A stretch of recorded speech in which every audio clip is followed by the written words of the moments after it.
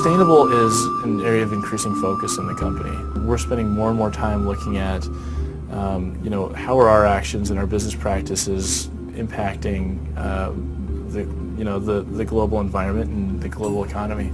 We're constantly evaluating the end product. How can we eliminate any waste within that packaging or any waste within our process? Sustainable to me is a part of the solution that we provide. It's something that's going to last, but also has the ability to be changed or adapted to new situations, the new environment, whatever it may be. When we talk about reducing the carbon footprint, we talk about how we can do that here within the work environment, but we also talk to our employees about how we can do that within their own homes or in the community. We want to make sure that everything we are doing is something that's not going to take away from our environment, from our earth. We want to make sure everything that we're using, we're going to be able to put back. We're going to be able to sustain it ongoing. Just general overall, we have a total sustainable program that's working quite well, and we're seeing benefits, and we're getting excitement from our employees because they're involved.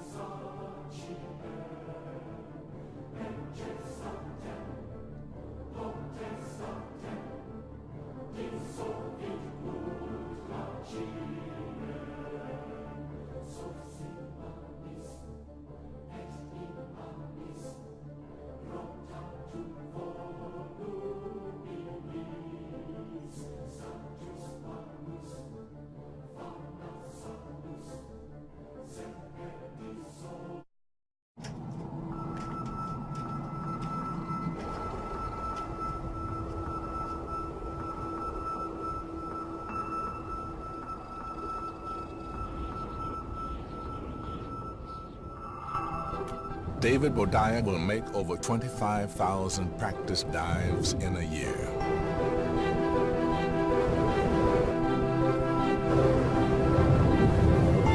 That's like diving off the highest building in the world over 180 times. All the more reason to cheer for one perfect dive right now. Visa, supporting athletes and the Olympic Games for 25 years. Join our global cheer. You say that there's one thing that nobody is talking about or has not talked about yet. What is that? Well, there has been focus on the electronic glide slope being out. The instrument landing system for that runway was disabled because of some construction. What people don't understand is that there was a backup procedure published for that runway using next-gen technologies that don't require a ground-based system at all, available for that crew to use. So had they decided to do it, they could have selected that procedure and could have flown the aircraft using technology in order to be more stabilized on approach. The other thing is there were also a set of lights at the end of the runway that would assist them in making sure they are on the right angle, There are onboard systems that can draw a vertical. So then, in your view, would you say that at this point it looks like pilot error was a factor here? Well, I certainly think that's a focus. As I said, the board is going to be looking to make sure that nothing was wrong with the airplane. And so far, from what they've seen, they haven't given any indication that they have found a malfunction on the airplane. You know, they're going to continue to look at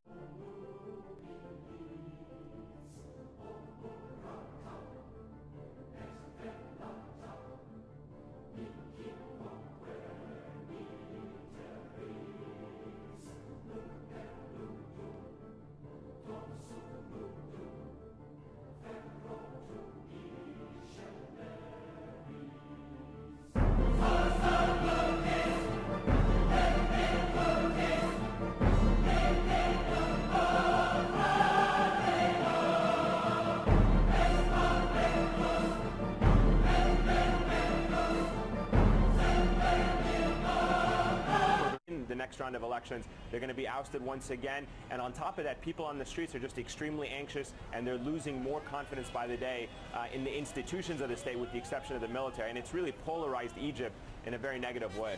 Eamon, quickly too, I want to ask you about this report that multiple staffers have resigned from Al Jazeera's Egyptian channel over their concerns. They say that the network's coverage has been biased in favor of the Muslim Brotherhood. What are you hearing on that? That's correct. At least 22 staffers working for that channel, which is kind of the equivalent of like an Egyptian C-SPAN run by Al Jazeera, effectively resigned yesterday because they felt that over the course of the last several months under the Muslim Brotherhood rule, Al Jazeera was not accurately portraying what was happening on the streets, that it was being very biased in describing the protesters against the president, and more importantly, that it was not representing both sides of the story. So actually yesterday they resigned en masse, and more importantly, actually here in Cairo at a press conference for the military and the police, an Al Jazeera reporter was actually forced out by other journalists who felt that the presence of that Al Jazeera reporter was not fair or was not accurate, and so they forced that reporter to get up and leave the press conference. So some are looking at it from the sense of politics, but also from an expression point of view and freedom of media. There are human rights activists that are expressing concern that there's a crack